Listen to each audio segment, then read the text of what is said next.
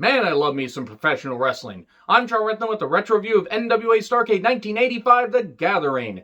The Greensboro Coliseum and the Omni in Atlanta hosted this event, so it was a split card, but man, it was fucking great. They would alternate between each venue, except for a couple matches that tied into each other, so they stuck with that particular venue, but 30,000 plus people going absolutely insane. I'm not sure what the closed circuit market was. I know that they did that for various promotions, and I'm sure that this was a big moneymaker for Jim Crockett Promotions, and it was a big blow-off for so many of the matches, and really was goddamn tremendous. Yes, there's some bad shit. I'm going to talk about the bad shit, because not everything on this show has aged particularly well. But the big matches, including that I Quit Steel Cage match, fucking hell, they still hold up today. This is exactly what I love about professional wrestling. It was a layered card, and the crowd energy. I'm going to talk about the crowd energy more, but fucking hell, they were amazing. So here's how it worked. Odd-numbered matches took place in Greensboro, and most of the even-numbered matches took place in the Omni. And there were a couple matches that tied into each other, so they stuck with that particular venue. Then, I do have one question, though. Why were the referees in yellow? Or at least, in one particular area. Why were the referees in yellow? I just don't fucking understand that. Was that a regulation thing? Did they want the referees to stand out like a traffic light? I have no idea. So, Bob Caudle and Tony Schiavone were in the Omni, and Johnny Weaver was in Greensboro, and Weaver was not natural on camera, and it showed. It really did show. So, Tom Miller did the ring announcing in Greensboro. Sam Houston versus Crusher Khrushchev, who was Barry Darsow. He was the American-Russian sympathizer. It was for the vacant Mid-Atlantic Championship. And the crowd loved Sam, and Khrushchev using a lot of power. I almost want to call him Darsow because it's just easier. Sam did some really good stuff trying to ground the big man. Of course, Bob Caudle with his classic, somewhat double entendre lines. He could go many, many ways when he had him in the air like that. I kind of know now where JR got his, pseudo, double entendre commentary lines because he worked with Bob Caudle for a number of years. But Bulldog from Sam Houston, but foot on the rope. Oh, no. He thought he won, but he didn't. Then Russian Sickle 1, 2, 3, and Crusher Khrushchev wins the Mid-Atlantic Heavyweight Championship. And then we go on to Manny Fernandez versus Abdul the Butcher. It's Mexican Death Match. Paul Jones is in the corner of Abdul the Butcher, longtime territorial wrestler Paul Jones, who was not the best manager. He had a back injury, though, so, it forced him to retire. And they wanted to keep him around and keep him in the company, which makes sense. He wasn't a bad talker. Actually, he was a pretty good talker, but just as a manager, I didn't think he was all that great. But anyway, Mexican Death Match. So really no rules, and they bleed and everything and all that stuff. But they also were fighting for a sombrero on a pole. What the fuck? Why a sombrero on the pole? I don't fucking get it. Manny Fernandez was never great. He was, crazy, and Abdul the Butcher was a piece of shit in the ring and outside the ring. But, when he wasn't overexposed, he could have some pretty bloody feuds and could draw a few, big crowds. I mean, he did in Puerto Rico and in World Class with Bruiser Brody. So, instant blood. The crowd loved Mandy. It was ridiculous. It's like, how long could they continue to take the pounding? Bob Caudle, what the fuck are you like? Big pop for the suplex. And I think Manny Fernandez called it this. But it's flying for him, the flying burrito. Schiavone called it that. And I'm like, oh boy. Kind of reminds me of the commentary that Jesse Ventura had for Chico Santana, if you will. And then Manny got the sombrero to win. This was a match that you probably could skip. The crowd reaction is pretty damn intense, though. And then Crusher Khrushchev talks in the back with Johnny Weaver. Man, Johnny Weaver, this was a bad idea. They should have gotten somebody else. To, do the interviews. Because Weaver just looked really, really lost. He made Mike Adamle seem, charismatic by comparison. I'm not saying that Johnny Weaver wasn't good for wrestling, but just here, this was not good. Khrushchev talks about defending the title with honor, and Weaver still looking confused. Ron Bass would be involved in 2 matches, so they would stick with it in Greensboro. And it's Ron Bass versus Black Bart with J.J. Dillon, Texas Bull Rope match. And if Ron Bass won, he would get a 5-minute Bull Rope match with J.J. Dillon. Well, there was a lot of blood, a lot of bell shots, and a lot of, belt shot. They were just hitting with the cowbell and stuff like that. And, probably would have even used a belt. A lot of belts got used. A lot of weapons got used on this goddamn show. There's a blow-off for so many goddamn feuds. And Bart really bled. I was actually a little bit worried at some points. And Bass gets the win. Dillon instantly attacks. But then when that match starts, after a little bit, Bass starts to beat him down, almost has the victory. But Bart interferes. We get a ref bump. We get a pile driver to Ron Bass. And then Dylan covers him to win. So Ron Bass gets some revenge. Dylan gets beat up, but he doesn't get the ultimate revenge. Dylan still has one over on him, and that feud can continue.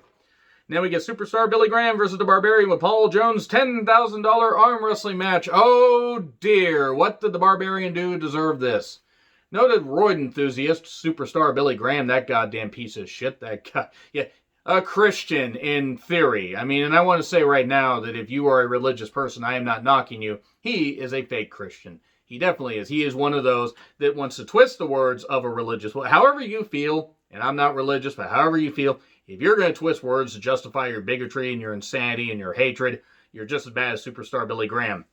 And yeah, I kind of wish that liver had gone to somebody else is all I'm going to say. So, Jones causes a DQ. This arm wrestling match was terrible, as you would expect. Because they were trying to go back to what Superstar Billy Graham did, like in the AWA and stuff like that, before he got to the WWF and won the championship. Yeah, that was crazy how he won the championship and then they took it off of him well before they should have. I'm not a Graham fan at all, but it seems like they took the title away from him way too soon. And then Superstar Billy Graham versus the Barbarian. A 30-minute time limit match is what this was. 30-minute time limit. Now, let me tell you right now, they only went a third of that, which is a good thing, because the Barbarian could only carry Superstar Billy Graham so much. This was really sad. Bear hug for the win, and then a brief brawl afterwards. And man, I think Graham was back in the WWF soon after this, but fucking hell, he just couldn't do... He never could do anything anyway, but he really couldn't do anything here. Nature Boy, Buddy Landel, Nature Boy... with J.J. Dillon. Eventually, J.J. Dillon would come down with his head bandaged up after getting the shit beat out of him by Ron Bass, even though he won. That's how you ultimately keep your heat when you're a manager there. Versus Terry Taylor, a pre-Red Rooster Terry Taylor, NWA National Championship. There's not an ist on the end of that, properly, because we really don't need to have that, even though this was in some areas of the Dirty South. So, pretty good wrestling match here. Taylor was always very good. Landel with some good groundwork and some good heel work. We had a ref bump.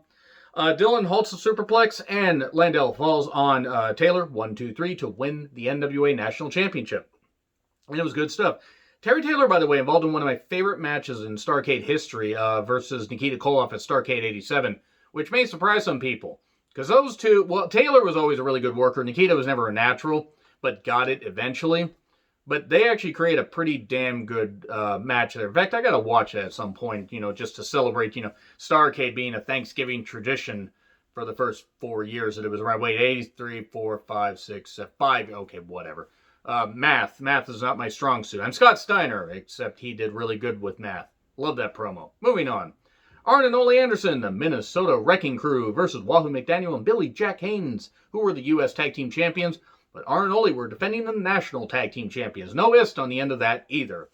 And, well, Arn and Ole were always really good. Wahoo at this point was fucking washed. I mean, and he still was over. Haynes was good for what he was, but was never great. Wahoo got tripped, and then Arn topped him 1, 2, 3. So this, so far, pretty decent card. Not great, but the crowd reaction, I do want to emphasize, and most of this was pretty damn electric. And then it really got turned up because now we're getting to the big main events. We're getting to the big ones that, that had big feuds and everything and doing the blow-offs and stuff like that. Magnum TA versus Tully Blanchard with known Trump, brainless sheep shit dog, Baby Doll. And yeah, I'm going to call her that. She's a goddamn idiot. And so is anybody else that wants to like Trump because fuck you guys, I don't care. Steel Cage I Quit match for the U.S. Championship. Baby Doll screaming. Probably because she saw, even equal rights out there and she didn't like it because Baby Doll's a fucking idiot. Once again, just like any other Trump fucker, especially in wrestling, like Jericho. I'll take a shot at him in another review. This is the best match on the card. One of the best matches of 1985, at least in the U.S. This was great shit. The personal feud still holds up, bloody as hell. It was uncomfortable to watch at times, though, because they were just getting the mic in each other's faces and like screaming, say I quit, no, this kind of stuff. And they were really selling the fact that they were getting the shit beat out of them. Now, they were both bleeding quite a bit. Microphone to the head constantly, just screaming at each other. At one point, Magnum gets the mic and is screaming at Tully to say I quit, and he's got his junk right in his face, which which might be a reason to quit if you're not into that, which I actually found kind of, it's one moment, I think a couple minutes before the finish. And then a wooden chair gets tossed into the ring, gets broken apart, and Tully's got one of the legs. He turns into a frickin' spike. We are about to have a vampire match, except somebody's going to get stabbed for realsies. And yeah, this was a bit uncomfortable because Tully's like trying to stab, Magnum, trying to stab him there while he's over him. Probably for the junk shot earlier. And man, this is just bad. Stake to the head though. I mean, and it's obviously just pressed on his head like this. It's obviously not pressed into the cut. But Tully just eventually, like even without the microphone, you can hear him screaming yes. He never said I quit, but he said yes. And then Magnum TA wins the U.S. Championship. Looks like he's going to stab Tully. Magnum, it's as real as you want to make it, but please don't actually commit murder there. You're not Benoit.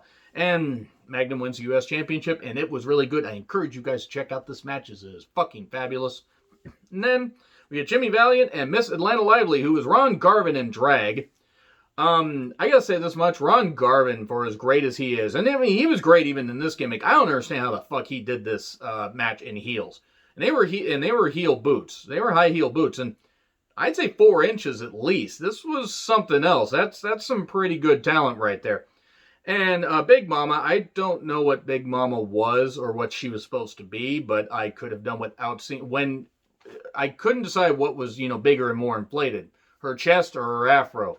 Good Lord, it was ridiculous. Versus the Midnight Express with Jim Cornette, Atlanta Street Fight. The Express were in tuxedos for some reason. Now, it's kind of funny when you think about the great matches the Midnight Express did have, and yes, there is a Jim Cornette shirt back there. I do listen to his show, and I want to say that I don't make any apologies for that. I recognize I don't agree with every single thing he says, but in all honesty, hearing him talk about old school wrestling is mainly why I listen, because it's great to hear from a historian. It's great to hear from other podcasts to talk about old school wrestling. The Midnight Express never had a great match at Starrcade. They never did. 85 is this was their first Starrcade. 86 was memorable because it was the Road Warriors scaffold match, and then they had another scaffold match against the Rock and Roll Express. And then in 88 had that match against the original Midnight Express. Like, it's not that the matches are bad, but you think about all the classics they had, Fantastics, Rock and Roll Express, and all that. They never got to have that classic match at Starrcade. They didn't get to have anything in 89 because they weren't on it because of the round robin Iron Man tournaments. Well, it wasn't Iron Man tournaments, but you get my point. And by 90, they were gone. Well, I mean, Eaton wasn't gone. But the whole point is I think the sad thing is probably the most memorable match that they had. Like, because the original Midnight versus New Midnight Express match was good for what it was, but I don't think was as great as it could have been, mainly because creative wasn't behind it, because Turner had bought the company and they stopped caring about things. But enough history. Hey, it was good. It was good shit as far as just being wild. It was wild from the beginning. The crowd loved Jimmy Valiant and Garvin wrestling again in heels. Instant blood, a lot of powder, a lot of white powder. Of course, it's an 80s pay-per-view, so it could have been the kind you sniffed. I wouldn't say I'm going to judge people to do that, but if you are doing that, don't do drugs, kids. What the fuck are you doing? Don't be like Trump Jr. and doing drugs. So, Eaton crashed hard on the floor, lots of powder, belts get used, the tuxedos get ripped, racket gets used at one point. The funniest thing is, I think there was a ref bump in this, and I'm like, it's a street fight. Why the fuck are you bumping the ref? Why would there be a DQ? It's a street fight. And then Eaton is about to, come off on Jimmy Valiant, and then, the hands of Stone Ron Garvin, boom, with a big uppercut, tops him, 1, 2, 3. And that was great shit. And then Cornette gets stripped, and Big Mama, tries to get him, but Eaton and Condrey pull him out of the ring before that can happen. And Magnum TA interview, the title is back where it belongs. I will defend the U.S. Championship with honor. And then the Rock and Roll Express versus Ivan and Nikita Koloff, the Russian steel cage match for the NWA World Tag Team Championships. You want to hear a crowd just go absolutely insane for people. Listen to the reaction for the Rock and Roll Express. It was absolutely fucking amazing. It was goddamn amazing to hear this. These next two matches won't take very long to talk about. Huge pop for the Express. Good, some bloody spots. Of course, Ivan was so willing to put over people at this point. He was just great about that because he had that history. He was the one that beat Bruno in the Garden for the championship, and to a deathly silent crowd because they just couldn't fucking believe it. And I mean, I don't blame them. It was absolutely wonderful to see it in retrospect, but God, that was something that Ivan Koloff could always have in his career. Rest in peace, Ivan Koloff. Crowd was electric. Ref bump, of course, we get a ref bump.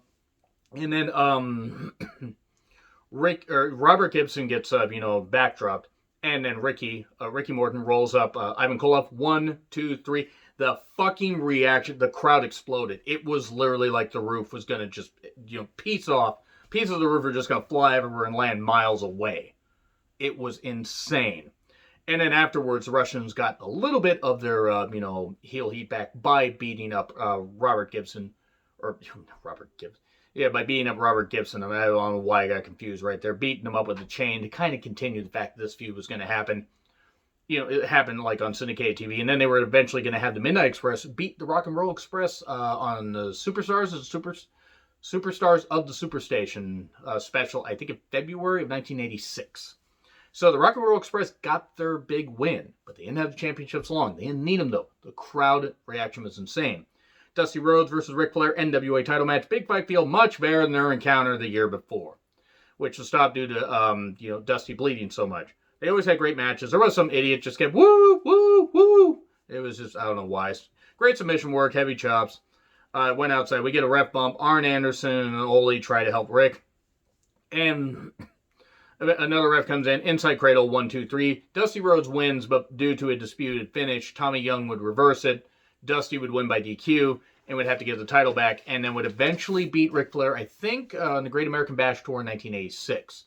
So yeah, that's Starrcade 1985, The Gathering. But what do you guys think of this event? Let me know in the comments. Like, share, subscribe, Twitter handle in the description. I'm Charles Retlin. I'll see you soon.